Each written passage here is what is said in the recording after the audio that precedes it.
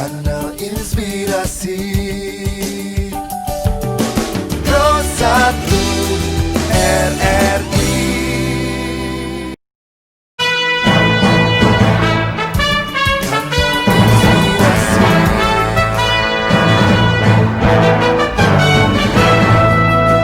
Rote hari ini. Selamat pagi pendengar, Anda mengikuti rangkaian informasi yang terangkum dalam Rote hari ini, edisi Rabu 26 Agustus 2020. Dari Rote dan seputaran Nusa Tenggara Timur, ada beberapa informasi yang menjadi rangkuman Rote hari ini, di antaranya.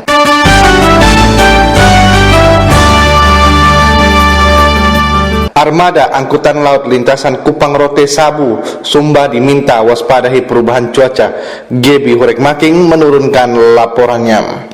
Perubahan tekanan angin di wilayah benua Australia berpengaruh pada perubahan cuaca mengarah ke ekstrem untuk sejumlah wilayah perairan di selatan Indonesia, Laut Hindia Selatan Kupang Rote, dan Samudra Hindia Selatan Sabu Sumba. Perakirawan cuaca Badan Meteorologi Klimatologi Kupang, Sultom Karisma, menyebut tekanan udara di benua Australia memunculkan tekanan dan kecepatan angin di wilayah selatan Indonesia mencapai 40-50 km per jam dengan ketinggian gelombang pada tanggal 27-28 Agustus 2020 antara 2,5 sampai 4 meter. Kondisi ini diakibatkan karena tekanan tinggi di wilayah Australia. Memang ketika puncak musim kemarau di wilayah Australia memang bertekanan tinggi, sehingga dampaknya adalah angin kencang di wilayah Pulau Timur, Rote, Sabu, dan Pulau Sumba. Untuk gelombang tinggi sendiri 27 dan 28-nya memang cukup tinggi, tinggi gelombangnya sekitar 2,5 hingga 4 meter.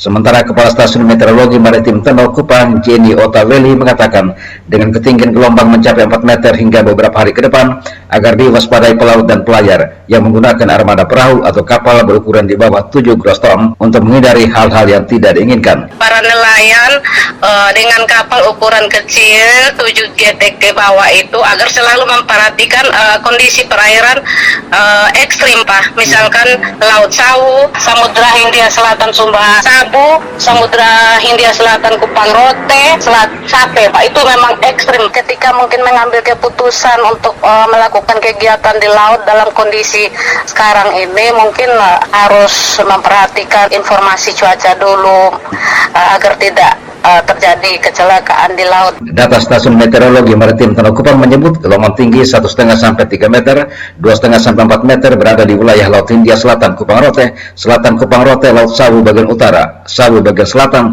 Samudra Hindia Selatan Sumba Sabu, dan Selat Sumba bagian barat. Perairan Sumba bagian barat baru sedikit meredah antara tanggal 27 sampai 28 Agustus 2020 mendatang.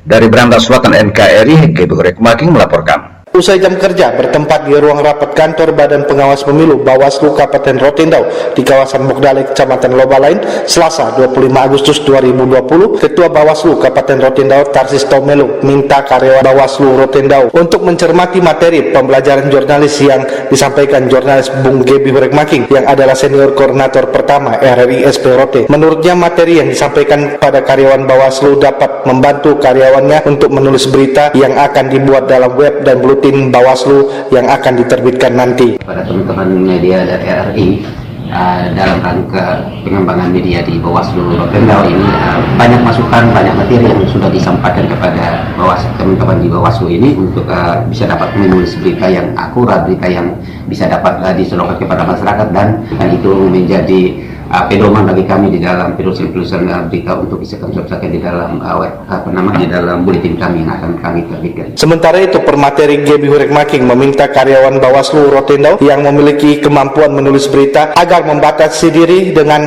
tidak beropini pada setiap sumber berita yang diperoleh. Berita yang dihasilkan benar-benar bisa dipertanggungjawabkan dan tidak membuat kegaduhan secara internal Bawaslu, tentunya mengacu pada regulasi dan aturan yang ada. Bawaslu ini kan lembaga mengawasi sekaligus diawasi, sehingga bukan tidak mungkin ketika terjadi hal di bawah teman-teman jadi sasaran. Mau produksi berita ya, unsur pemberitaannya dipatuhi, ditaati, jangan buat berita gaduh, jangan tendensius, jangan turunkan opini. Di lini ke pengawasan tentu Pak Ketua dan teman-teman punya aturan sendiri. Di tempat yang sama, Martinus Alo, koordinator sekretaris Bawaslu Rotendau, berharap jika Bawaslu Kabupaten masih membutuhkan tuntunan penulisan berita yang baik, agar ruang itu diberikan. Dari bapak-bapak yang sudah mahir dalam media, saja, tentunya tidak menutup pintu bagi kami untuk bisa berkonsultasi. Pembekalan jurnalis bagi ketua dan anggota dan karyawan Badan Pengawas Pemilu Kabupaten Rotendau ditandai dengan latihan penulisan naskah berita, diskusi produksi naskah, dan tanya jawab.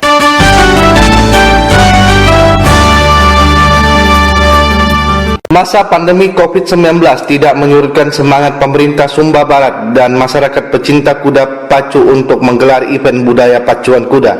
Jerry Lende menurunkan laporannya. Dalam rangka memperingati Hari Kemerdekaan Republik Indonesia yang ke-75, pemerintah Kabupaten Sumba Barat menggelar lomba pacuan kuda di lapangan Gelora pada Iweta, Waikabubak pada tanggal 24 Agustus 2020.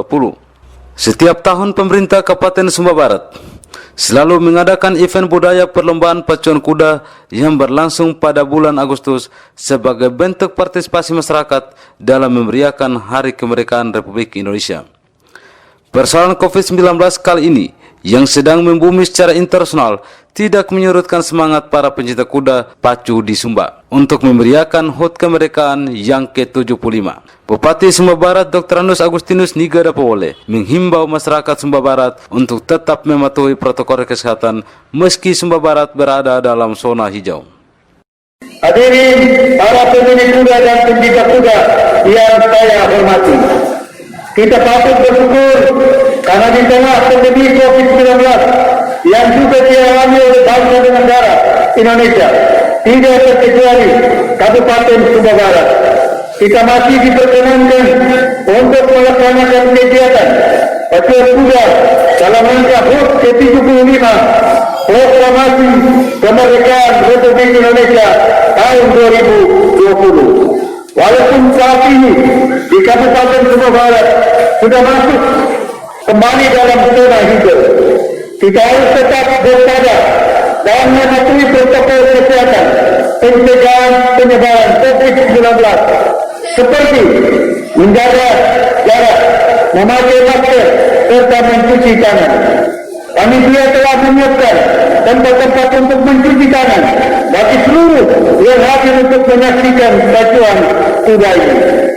Lebih jauh dari itu, Dr. Anus Agustinus Nigadapawole dalam sambutannya mengatakan bahwa tujuan pacuan kuda ini dilaksanakan secara terus-menerus setiap tahun oleh pemerintah Kabupaten Sumba Barat untuk memberikan semangat kepada masyarakat agar terus melakukan pemeliharaan kuda sehingga kuda di Sumba tidak mengalami kepunahan. Karena kuda selain diperlombakan dalam arena pacuan, kuda juga merupakan mas kawin bagi masyarakat Sumba. Hal lain yang tidak kalah penting dalam nilai budaya yang terkandung dalam perlombaan kuda pacu di Sumba, bahwa pacuan kuda merupakan pesta rakyat yang sudah menjadi tradisi leluhur masyarakat Sumba guna untuk menjunjung tinggi nilai-nilai luhur budaya yang melekat dalam kehidupan budaya kemasyarakatan di Sumba. Sehingga dengan demikian, Bupati Sumba Barat Nigadapawole meminta kepada seluruh masyarakat agar mengutamakan kuda-kuda kekhasan milik masyarakat Sumba untuk dilestarikan, yaitu kuda sandalwood. Dari Bumi Mandailu, Stasiun Produksi Radio Republik Indonesia Sumba, Jerry Lende melaporkan. Pembentukan organisasi bantuan hukum OBH dan lembaga bantuan hukum LBH bagi masyarakat miskin di Nusa Tenggara Timur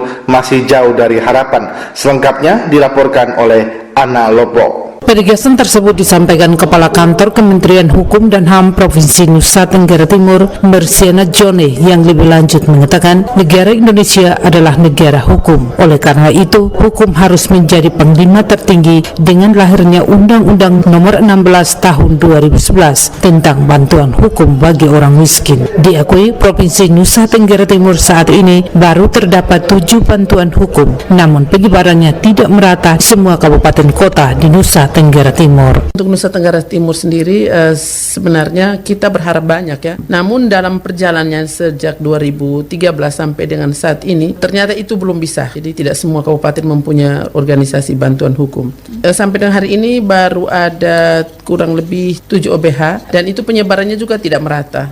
Ada di Kabupaten Belu 2 OBH, TTU 1 organisasi bantuan hukum, di Soe 1 dan Manggarai 2, Kota Kupang 1. Kemana dengan Pulau Sumba dan Pulau Flores, Sabu, Rote itu belum kita jangkau. mekanisme bantuan hukum bagi orang miskin menurut Mersiana Jone, lembaga bantuan hukum harus terlebih dahulu melakukan pendaftaran serta wajib memenuhi persyaratan yang sudah ditentukan, namun berdasarkan uji petik ada LBH yang belum siap. Bagaimana caranya? Mereka mendaftar dulu dan tim akan melakukan pemeriksaan administrasi, pemeriksaan faktual, uji petik dan sebagainya.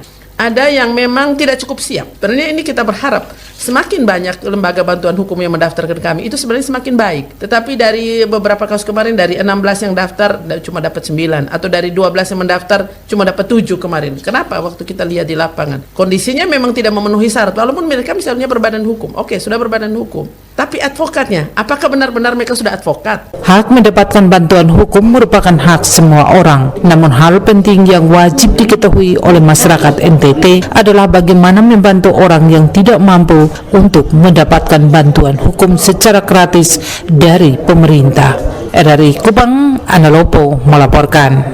Pemerintah Kota Kupang perkuat fungsi pengawasan trafficking di pintu keluar seperti bandara, pelabuhan laut, dan membentuk gugus tugas penanganan trafficking. Informasi selengkapnya kita ikuti laporan Alfred Sengge. Terobosan kebijakan dalam hal penanganan kasus trafficking, pemerintah Kota Kupang telah membentuk tim work penanganan trafficking. Gugus tugas penanganan trafficking di bawah kendali langsung OPD Teknis Dinas Pemberdayaan Perempuan dan Perlindungan Anak menurut Kepala Dinas Tenaga Kerja dan Transmigrasi Kota Kupang, Ignatius Lega, sesuai peran dan fungsinya. Salah satu langkah dalam upaya pengendalian masalah trafficking non-prosedural, pemerintah Kota Kupang melalui tim work menempatkan personil khusus dalam mengawasi di titik-titik krusial, khususnya pintu keluar seperti bandara dan pelabuhan laut. Dalam rangka penanganan human trafficking ini, kami Dinas Tenaga Kerja yang pertama masuk dalam gugus tugas penanganan trafficking yang diketuai oleh Dinas Badan Pemberdayaan Perempuan Kota Kupang. Kami selaku anggota dan keanggotaan kami dalam gugus tugas human trafficking tingkat Kota Kupang itu, kegiatan rutin dari gugus tugas itu adalah pertemuan per 3 bulan. Memang dalam tahun ini kita belum melaksanakan karena memang keadaan COVID dan ada refocusing anggaran. Dalam penanganannya, kami Dinas Tenaga Kerja itu menugaskan satu personil untuk melakukan pengawasan terhadap perjalanan orang-orang yang berangkat tanpa memiliki dokumen atau mereka yang disebut tadi pekerja-pekerja yang non-prosedural. Terhadap dampak human trafficking dan stigma serta akses langkah pemulihan, Kepala Dinas Tenaga Kerja dan Transmigrasi Kota Kupang, Ignatius Lega, katakan perlu adanya sinergitas dan keselarasan bersama dalam ruang koordinasi lintas pemangku kepentingan soal perekrutan dan penanganan. Ya, memang ini harus ada koordinasi yang baik, terutama dengan teman-teman di kabupaten-kabupaten. Kemudian yang berikut adalah koordinasi atau pembinaan yang terus dilakukan kepada balai-balai penampung, yang notabene balai-balai tersebut juga harus memiliki lisensi atau izin yang dikeluarkan oleh pemerintah. Kepala Dinas Tenaga Kerja dan Transmigrasi Kota Kupang, Ignatius Lega, lebih lanjut mengakui dalam pelaksanaan peran dan fungsi gugus tugas penanganan trafficking Kota Kupang sedikit mengalami kendala seiring dengan adanya kebijakan refokusi anggaran dan pandemi global COVID-19 yang berdampak pada efektivitas pergerakan roda organisasi. RRI Kupang, Alfred Sengge melaporkan.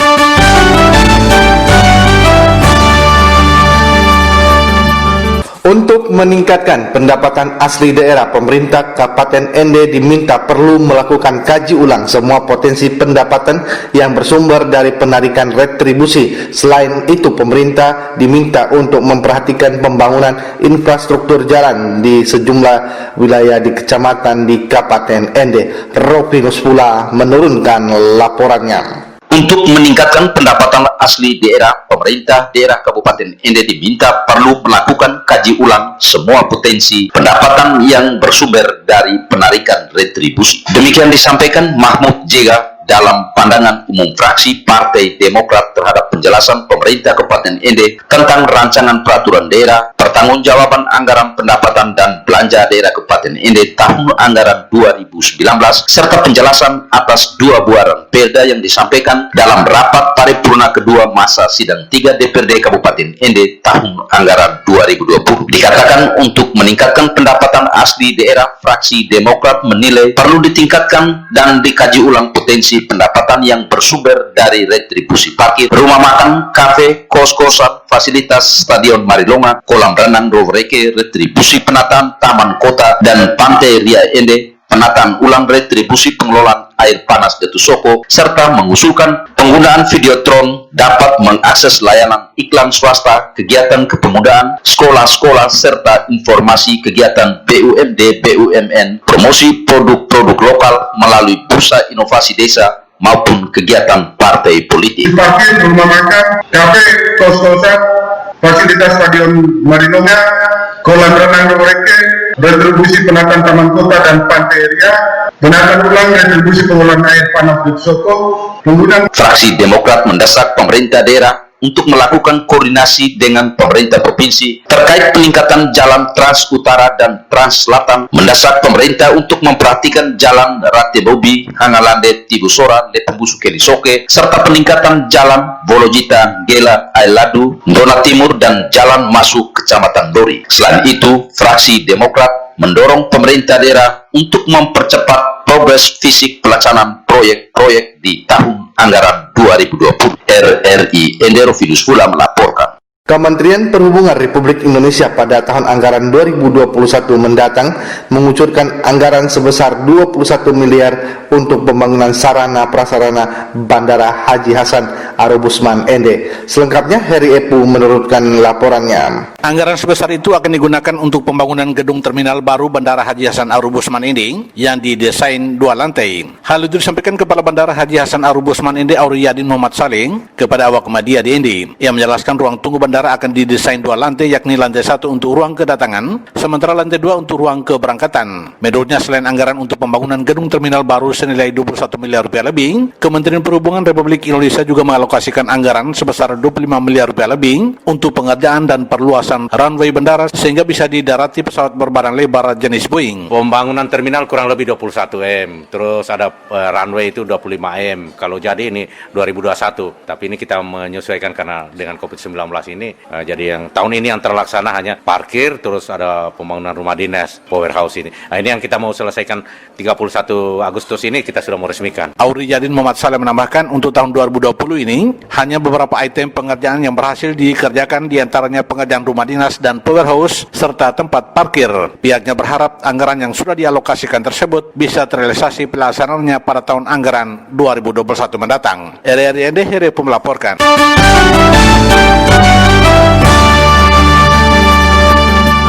Mendengar demikian rangkaian informasi yang disampaikan melalui Rote hari ini. Atas nama kerabat kerja yang bertugas, saya Rudi Hartono mengucapkan terima kasih dan selamat pagi.